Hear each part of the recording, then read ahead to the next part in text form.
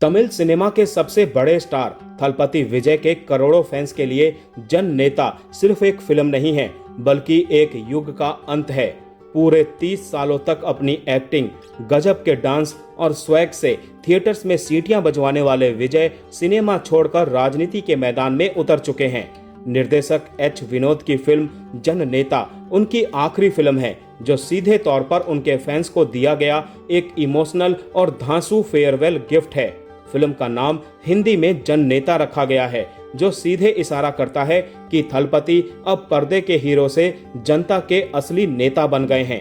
लेकिन क्या विजय की ये आखिरी फिल्म थिएटर्स में आपका पैसा वसूल करा पाएगी?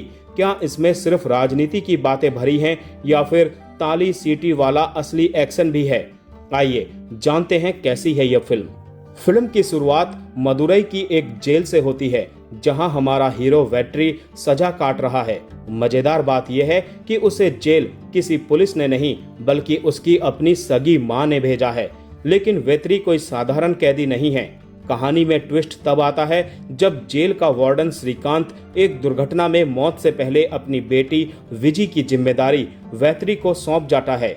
वेट्री का सपना विजी को देश की आर्मी में अफसर बनाना है, लेकिन इसी बीच एंट्री होती है इंटरनेशनल क्रिमिनल जॉन हिमलर की, यानी बॉबी देओल की।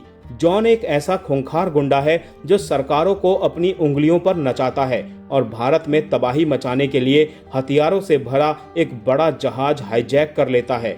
अब वेट्री अपनी इस मुंहबोली बेटी को बचाने और जॉन हिमलर के उस काले साम्राज्य को खत्म करने के लिए कैसे मैदान में उतरता है, यही सब कुछ जानने के लिए आपको थिएटर में जाकर जन नेता देखनी पड़ेगी।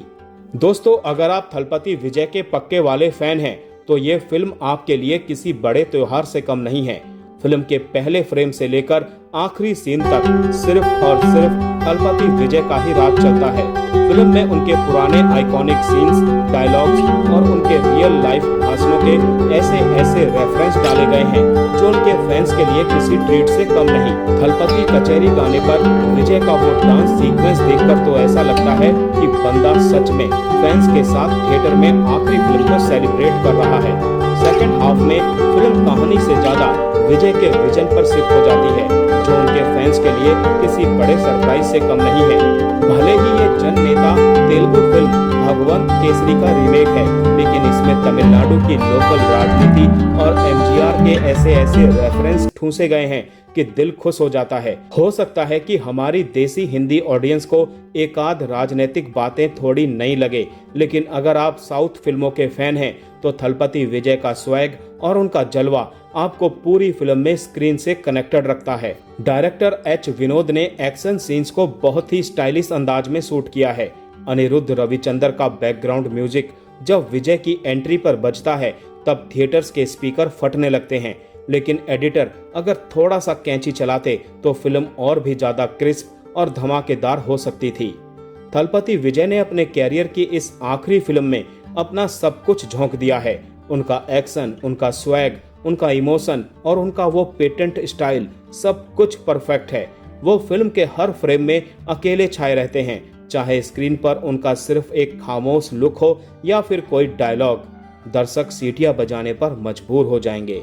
बॉबी देओल की बात करें तो एनिमल के बाद लॉर्ड बॉबी एक बार फिर खूंखार विलेन बनकर लौटे हैं। उन्होंने अपनी फिजिक और शांत लेकिन डरावने अंदाज से विजय को कड़ी टक्कर दी है। दोनों के बीच के आमने सामने वाले सीन्स देखने लायक हैं। फिल्म का असली सरप्राइज पैकेज ममिता बैजू है।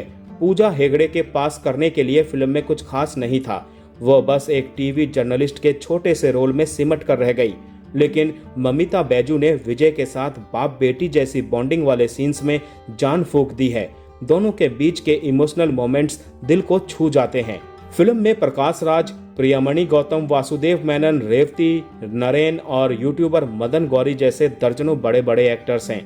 उन्होंने अपने किरदारों से न्याय करने की पूरी कोशिश की है।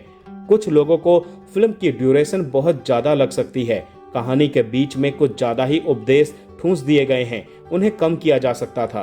कुल मिलाकर कहे तो जन नेता थलपति विजय के 30 साल के सुनहरे कैरियर को दिया गया एक ग्रैंड और ब्लॉकबस्टर ट्रिब्यूट है। अगर आप विजय के फैन हैं और थिएटर्स में उनके नाम की सीटी ताली बजाना चाहते हैं तो ये फिल्म आपके लिए एक मस्ट वॉच है।